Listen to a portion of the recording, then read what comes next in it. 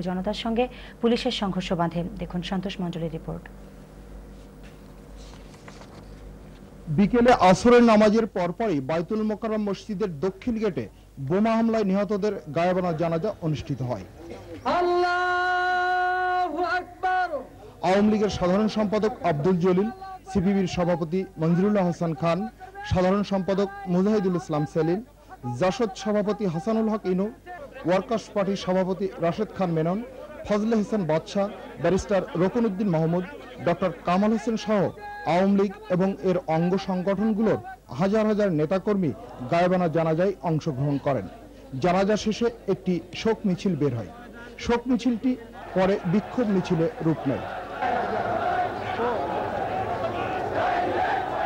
মিছিলটি 0 পয়েন্ট থেকে শুরু হয়ে পুলিশের বাধা অতিক্রম করে এগিয়ে যায় বঙ্গবন্ধু এভিনিউর আওয়ামী লীগ দলীয় কার্যালয়ের সামনে দিয়ে সোজা নগর ভবন হয়ে কেন্দ্রীয় শহীদ মিনারের দিকে। শহীদ মিনারে মিছিলটি পৌঁছানোর পরপরে পুলিশের সঙ্গে সংঘর্ষ বাধে। আওয়ামী লীগের হাজার হাজার নেতাকর্মীর সঙ্গে পুলিশের ধাওয়া পাল্টা ধাওয়া চলে বেশ কিছুক্ষণ ধরে।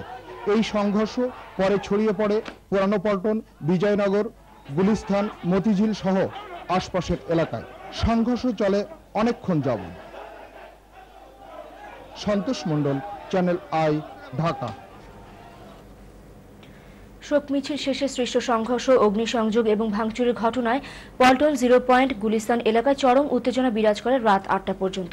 এ সময় ঘটনাস্থলে ছিলেন আমাদের রিপোর্টার মাহবুব মতিন, আরেফিন ফয়সাল, ক্যামেরাম্যান ফুয়াদ হাসান ও জুয়েল রানা। রিপোর্ট করছেন আরেফিন ফয়সাল। এলাকায় আগে থেকেই বিপুল সংখ্যক পুলিশ ও বিডিআর সদস্য মোতায়েন ছিল।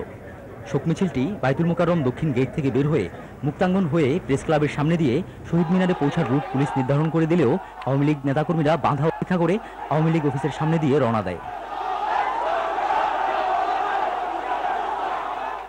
গোলাপশাহ মাজার এলাকায় পৌঁছে আওয়ামী লীগ কর্মীরা স্থানীয় বিএনপি অফিসটিতে অগ্নিসংযোগ করে এবং কয়েকজন যুবককে মারধর করে।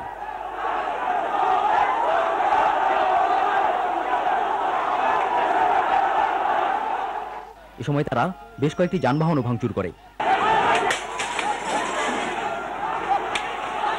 মিছিলের একটি অংশ আগেভাগে শহীদ মিনার এলাকায় পৌঁছলে পুনরায় পরিস্থিতি উত্তপ্ত হয়ে যায়। কর্মীরা পুলিশ ও বিডিআরের ব্যবহার করা 2টি গাড়ি ভাঙচুর করে।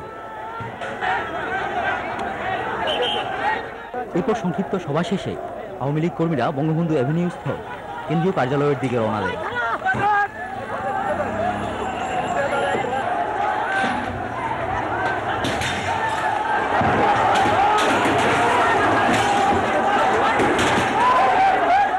শহীদ মিনার থেকে ফেরার পথে প্রেস ক্লাবের সামনে পৌঁছলে উত্তেজিত জনতা এমনি জঙ্গি রূপ লাভ করে। তারা প্রায় 10 মিনিট এই এলাকায় ভাঙচুর করে। এ সময় পল্টন থেকে দৈনিক বাংলা মোড় পর্যন্ত এলাকা রণক্ষেত্রে পরিণত হয়।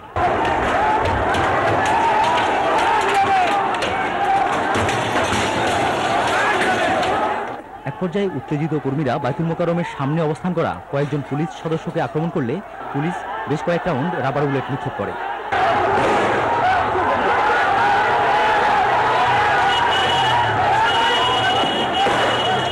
কর্মীরা বাইতুল মোকাররম মার্কেটের বেশ কয়েকটি দোকানও ভাঙচুর করে।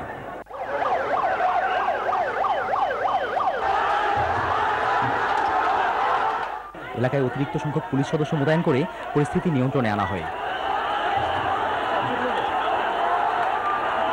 Arefin Faisal, channel I, Dhaka. গতকালের ভয়াবহ বিস্ফোরণে হতাহত এবং পরবর্তীতে ভাঙচুর, অগ্নিসংযোগের ঘটনায় পৃথক 2টি মামলা দায়ের করা হয়েছে। মতিঝিল থানার 2 দারোগা বাদী হয়ে মামলা 2টি দায়ের করেছেন। বিস্তারিত জানাচ্ছেন আমাদের সিনিয়র স্টাফ রিপোর্টার সন্তোষ মণ্ডল। গতকাল বিকেলে বঙ্গবন্ধু এভিনিউয়ে আওয়ামী লীগ দলীয় কার্যালয়ের সামনে ভয়াবহ বিস্ফোরণের ঘটনার পর মতিঝিল থানার সকল দারোগা এবং পুলিশ সদস্যদের ছুটি জরুরি ভিত্তিতে বাতিল ঘোষণা করা হয়েছে। থানার দারোগাবৃন্দ সারা রাত ধরে ইনকোয়েস্ট রিপোর্ট অর্থাৎ সোরাথাল রিপোর্টে তৈরিতে ব্যস্ত ছিলেন। সেই সঙ্গে তারা ব্যস্ত ছিলেন হতাহতদের উদ্ধার এবং চিকিৎসার কাজ নিয়ে, যে কারণে সারা রাত ধরে থানার সকল পুলিশ সদস্য ব্যস্ত থাকায় মামলা দায়ের করা সম্ভব হয়নি। থানা পুলিশ সূত্রে বলা হয়েছে আজ সকালে 2টি আলাদা আলাদা মামলা দায়ের করা হয়েছে এবং 2টি মামলারই বাদী হয়েছে পুলিশ সদস্যরা। তার একটি হচ্ছে অগ্নিসংযোগ, গাড়ি ভাঙচুর এবং পুলিশ অ্যাসল্টের কেস, অন্যটি হচ্ছে বোমা বিস্ফোরণ এবং হতাহতের ঘটনায়।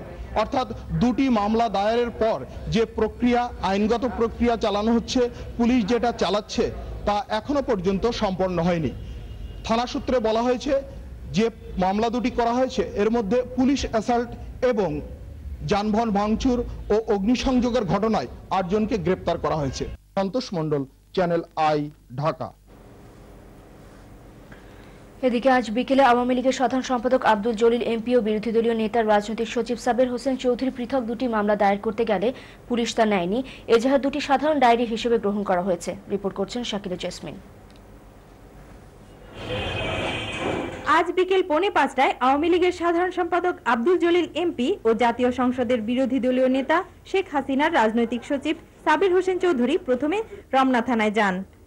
গতকাল বঙ্গবন্ধু এভিনিউয়ে আওয়ামী লীগের সভানেত্রী শেখ হাসিনার উপর গুলিবর্ষণ ও প্রাণনাশের চেষ্টা এবং কেন্দ্রীয় কার্যালয়ের সামনে বর্বরোচিত গ্রেনেড হামলার কারণে তারা পৃথক দুটি মামলা দায়ের করতে চাইলে রমনা থানা পুলিশ তা গ্রহণে অস্বীকৃতি জানায়। বঙ্গবন্ধু এভিনিউয়ে আওয়ামী লীগ কার্যালয় মতিঝিল থানার অন্তর্ভুক্ত হওয়ায় পরে তারা মতিঝিল থানায় যান। যে আমরা যখন রমনা থানায় যাই সেখানে আমাদের এজাহারটা নেওয়া হয়নি এবং তারা বললেন যে এখানে এজাহার নেওয়া যাবে না, অন্য থানায় নিতে হবে। মতিঝিল থানার ওসি রফিকুল ইসলাম ওই সময় সিটে ছিলেন না। বিকেল 5:15টায় তিনি থানায় আসেন, তবে মামলা নেননি তিনি। ওসি এজাহার দুটি সাধারণ ডায়েরি হিসেবে নথিভুক্ত করেন। আমরা যে মামলা করতে এসেছি সেই মামলাটা ওনারা মামলা হিসাবে না নিয়ে সাধারণ ডায়েরি হিসাবে অন্তর্ভুক্ত করেছে এবং আমরা এই গভর্নমেন্টের কাছে খুব বেশি আশা করি না। যেটুকু হয়েছে আমরা we have kept it for future document. Motijheel থানার সাধারণ ডায়েরি নম্বর 2260 ও 2261 বলে জানা গেছে। এজাহারগুলো কেন সাধারণ ডায়েরি হিসেবে গ্রহণ করা হয়েছে সে বিষয়ে পুলিশ ক্যামেরার সামনে কোনো ব্যাখ্যা দেননি। তবে তারা জানিয়েছেন এজাহার দুটি পুলিশের দায়ের করা মামলার সঙ্গে অন্তর্ভুক্ত করা হবে। Shakila jasmine, channel I, Dhaka. গতকাল বোমা হামলায় নিহত 13 জনের লাশ আজ রাতে হস্তান্তর করা হয়েছে। ঢাকা মেডিকেল কলেজ হাসপাতালের মর্গ থেকে এসব লাশ হস্তান্তর করা হয়। বাকি 3 জনের লাশ আগামীকাল ময়নাতদন্তের পর হস্তান্তর করার সম্ভাবনা রয়েছে। রিপোর্ট করছেন শারমিন রিনভি। সারাদিনের অপেক্ষার পর বোমা হামলায় নিহতদের আত্মীয় স্বজনরা অনেকটা হতাশী হয়ে পড়েছিলেন আজ লাশ হাতে পাওয়ার বিষয়ে। তারপরও ধৈর্যচ্যুতি ঘটেনি তাদের। নিজ স্বজনের লাশ বলে কথা। বিকেলের মধ্যেই শনাক্ত করা 13টি লাশের ময়নাতদন্ত শেষ হয়ে যায়। এমনকি আওয়ামী লীগের দলীয় পতাকা দিয়ে ঢেকে লাশগুলোর কফিনও তৈরি হয়ে গিয়েছিল, কিন্তু সুনির্দিষ্ট কারণ ছাড়াই আত্মীয় স্বজনদের হাতে দেয়া হয়নি লাশগুলো। বিকেল গড়িয়ে সন্ধ্যা লাগতেই পুলিশ কর্মকর্তাদের মধ্যে দেখা যায় তৎপরতা। সন্ধ্যা 7:15টার দিকে পুলিশের পক্ষ থেকে ডিসি সাউথ খান সাইদ হাসান ও রমনা থানার ওসি মাহবুবুর রহমান আওয়ামী লীগের নেতাদের সঙ্গে বসে লাশ হস্তান্তরের প্রাথমিক কাজ শুরু করে। নিকটাত্মীয়দের ডেকে লাশ বুঝে নেয়ার কাগজে সই করানো হয়। এরপর শুরু হয় আরেক দফা অপেক্ষা। রাত 8:30টার দিকে মর্গ থেকে এক এক করে লাশ হস্তান্তর শুরু হয়। আজ প্রত্যেকটি লাশই পুলিশ প্রহরায় লাশের নিজ নিজ ঠিকানায় পাঠানো হয়েছে। যাদের লাশ আজ আত্মীয় স্বজনদের হাতে বুঝিয়ে দেওয়া হয়েছে তারা হচ্ছেন লিটন মুন্সি, মাহবুবুল আলম, মামুন মৃধা, কুদ্দুস পাটোয়ারি, মোহাম্মদ হানিফ, মোহাম্মদ আতিক, মোস্তাক আহমেদ, রতন শিকদার, রেজিয়া বেগম, বেল্লাল হোসেন, হাসিনা মমতাজ, রফিকুল ইসলাম এবং নাসির উদ্দিন। ঢাকা মেডিকেল কলেজ হাসপাতালের মর্গে এখনো ময়নাতদন্ত হয়নি এমন 3টি লাশ রয়ে গেছে। এদের মধ্যে আমিনুল ইসলাম নামে একজনের লাশ সন্ধ্যায় শনাক্ত করা হলেও বাকি 2টি লাশ এখনো শনাক্ত করা হয়নি। Sharmin Rinvi, channel I, Dhaka. রাতেও ঢাকা মেডিকেল কলেজ হাসপাতালে পরিবেশ ছিল হৃদয় বিদারক। আহত আর স্বজনদের খোঁজে ছুটে আসা মানুষের আর্তচিৎকারে ভারী হয়ে ওঠে পরিবেশ। আহতদের পাশে উৎকণ্ঠায় কাটিয়েছেন প্রিয় স্বজনরা।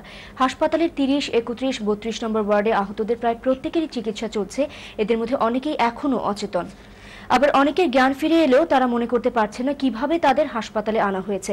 হাসপাতালের সংশ্লিষ্টরা জানিয়েছেন হাসপাতালে বোমায় আহত রোগী আসার সংখ্যা কমেছে।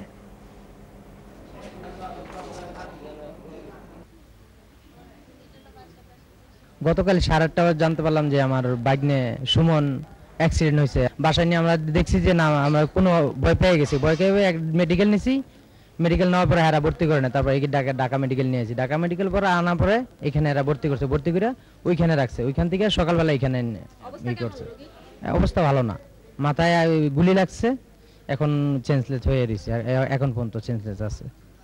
আমি অফিসের কাজে নবপুরের থেকে আসতেছি, এরপরে জানাজার হলো, মনে করলাম যে জানাজাটা পড়ে তো ভালো, জানাজার পরে আমি বাইর হয়েছি, এর মধ্যেই মিছিল ছত্রভঙ্গ হয়ে গেছে, আর পুলিশের চার্জটা এমন ভাবে যে বাড়ি পড়ছে বলছে, আমি বুঝছি যে হাতে ব্যথা হয়েছে সামান্য, পরে দেখি যে আমার হাতের অবস্থা ছিল, তাকায় আমি অজ্ঞান হয়ে পড়ে গেছি।